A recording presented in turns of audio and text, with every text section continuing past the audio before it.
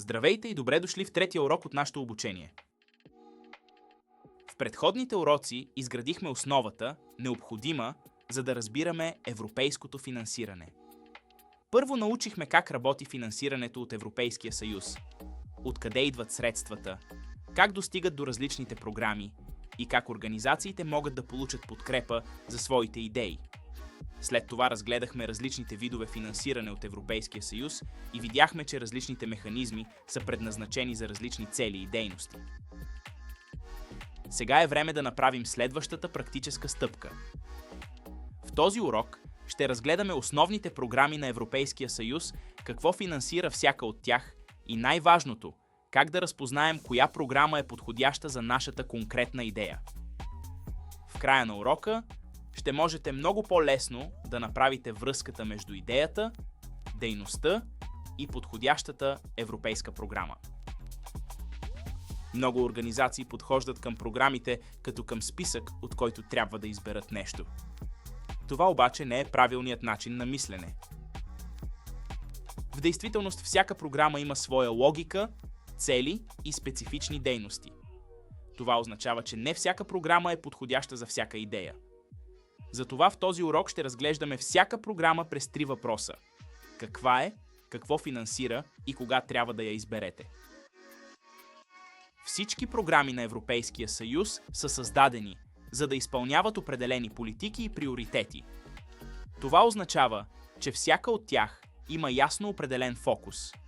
Този фокус определя допустимите дейности, целевите групи и типа организации, които могат да кандидатстват.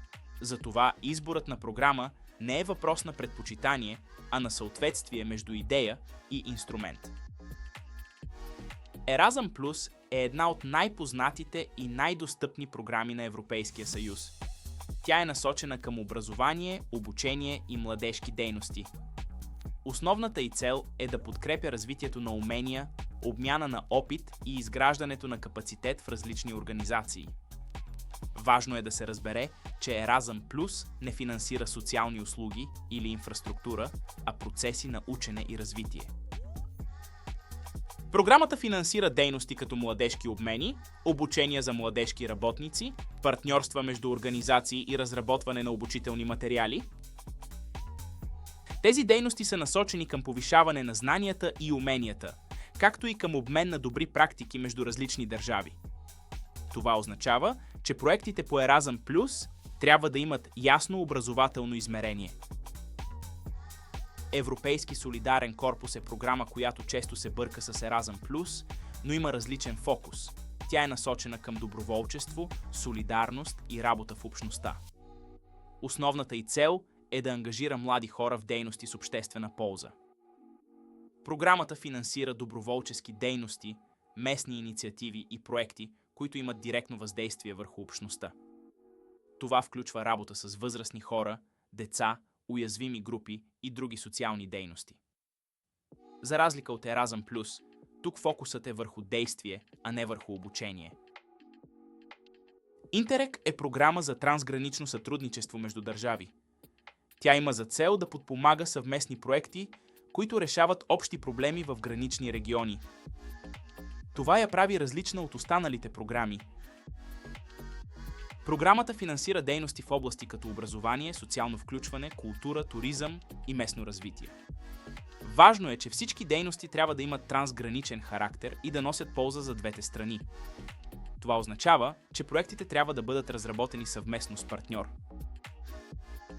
Интерек е подходяща, когато имате партньор от друга държава и искате да работите заедно по общ проблем. Ако идеята ви е локална и няма международен елемент, тази програма няма да бъде подходяща. Затова партньорството е ключов фактор при този тип проекти.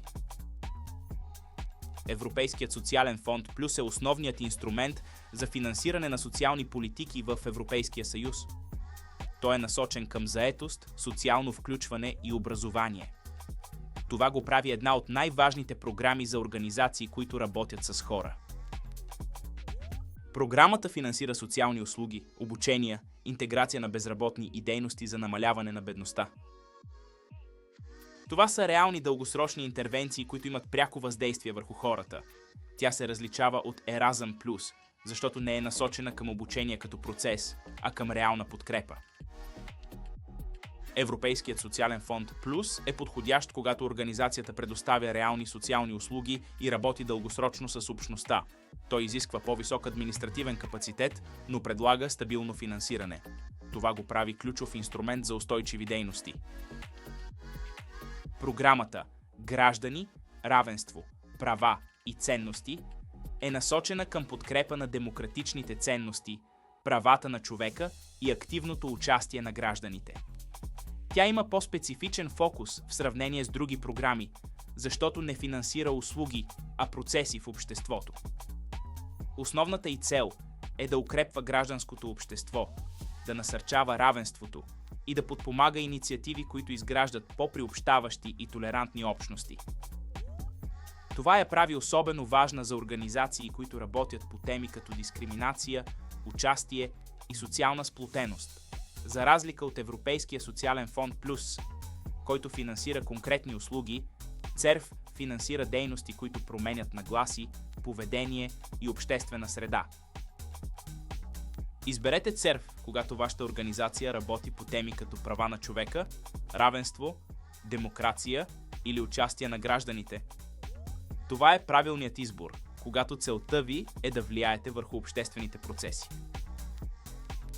Тя е особено подходяща за религиозни и граждански организации, които работят с общности и искат да изграждат диалог и доверие.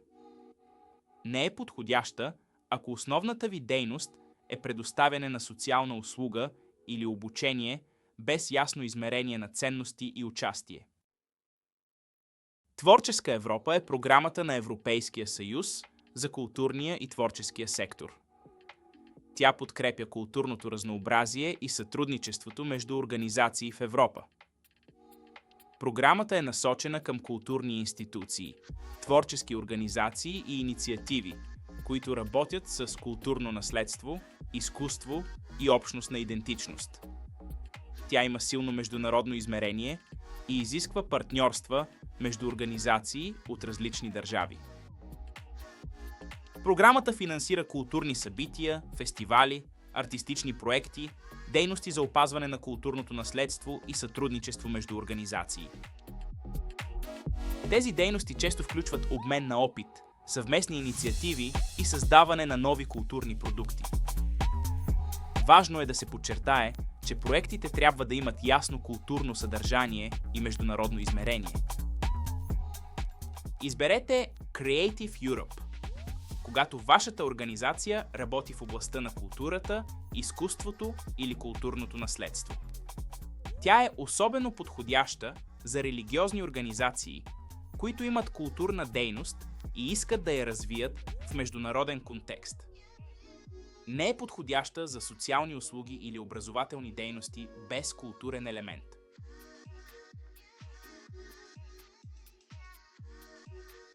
Хоризонт Европа е най-голямата програма на Европейския съюз за научни изследвания и иновации. Тя е насочена към разработване на нови технологии и решения. Тази програма има по-високо ниво на сложност и обикновено включва големи международни консорциуми. Това я прави по-подходяща за университети, изследователски организации и структури с висок капацитет.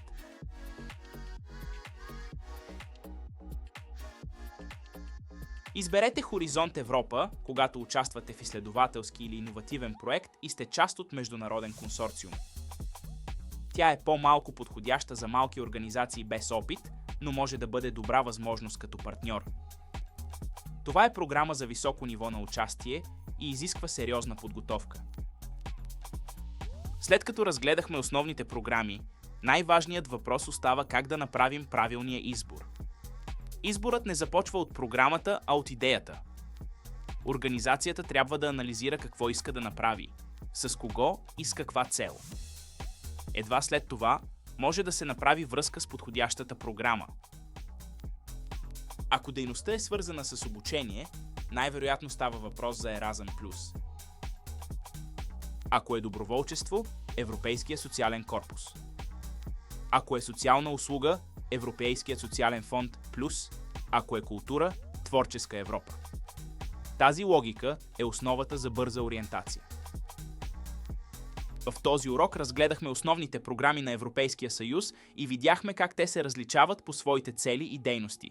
Разбрахме, че изборът на програма е ключов фактор за успеха на проекта. Това знание ще ви помогне да правите по-информирани и стратегически решения в бъдеще. Запомнете, правилен избор на програма е равно на успех. В следващия урок ще разгледаме как да намерим и разберем възможности за финансиране от Европейския съюз.